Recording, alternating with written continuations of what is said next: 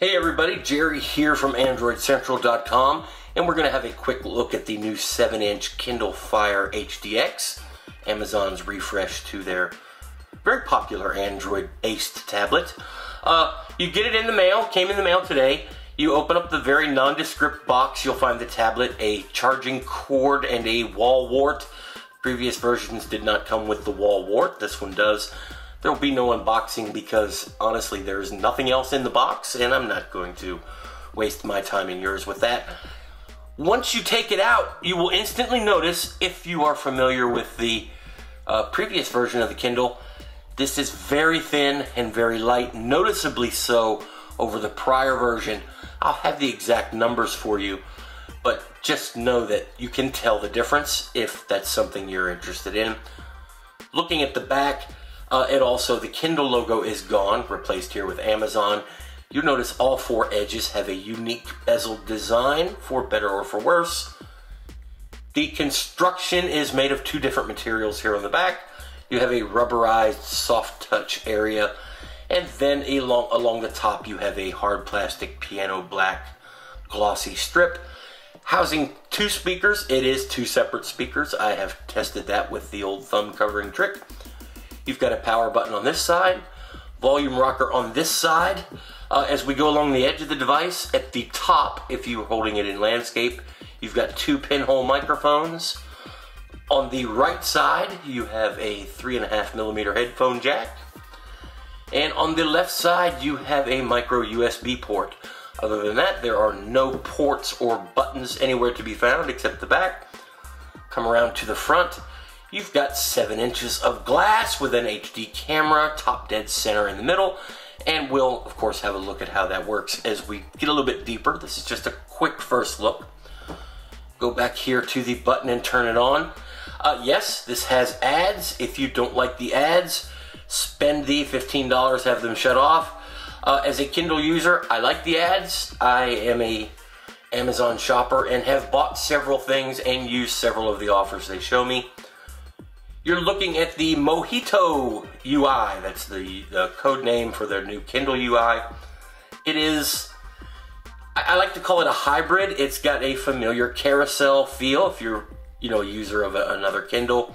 Also has an icon grid and a menu strip at the top. Seems fairly intuitive, fairly easy. I'll have a more judgment on it after I've used it a bit. But the carousel is self-explanatory. These are applications, books, movies, whatever. All content is treated the same.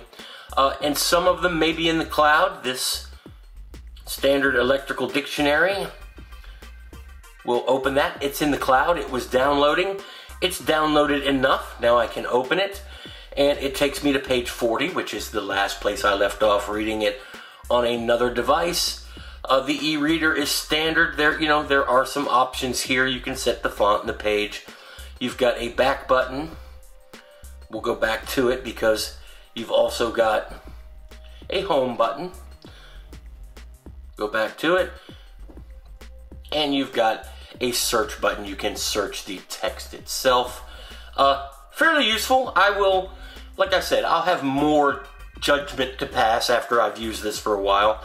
All your apps are also here. I've installed a few games from my old Kindle. I am a Kindle user, so I should be able to fairly judge this versus the old version.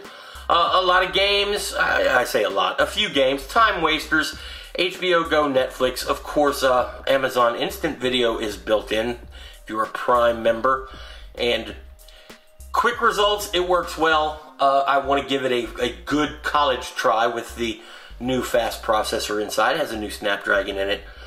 Go back home here.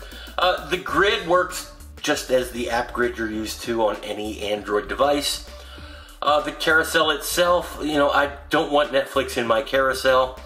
I will remove it. I can also remove it from the device or remove it from my home screen, the app completely.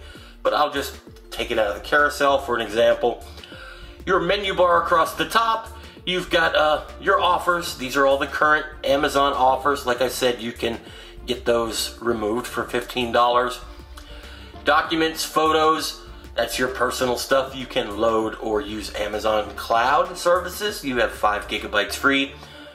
Newsstand, videos, music, books, apps, games. That's your Amazon content delivery.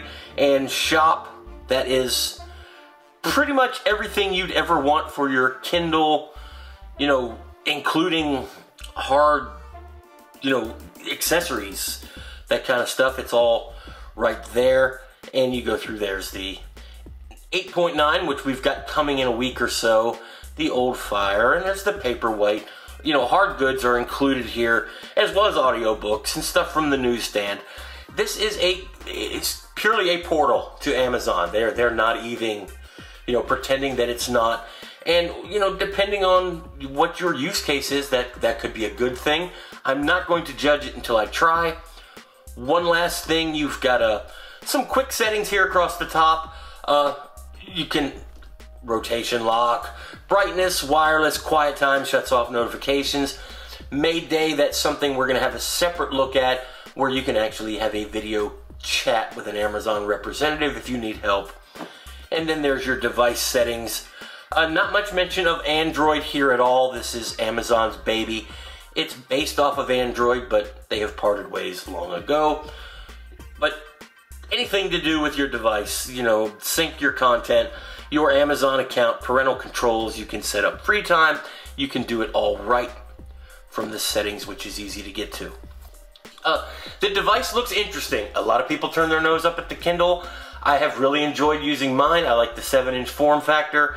And for reading and content consumption, watching videos, reading books, I think the Kindle was probably one of the better devices of last year. The Kindle Fire, that is.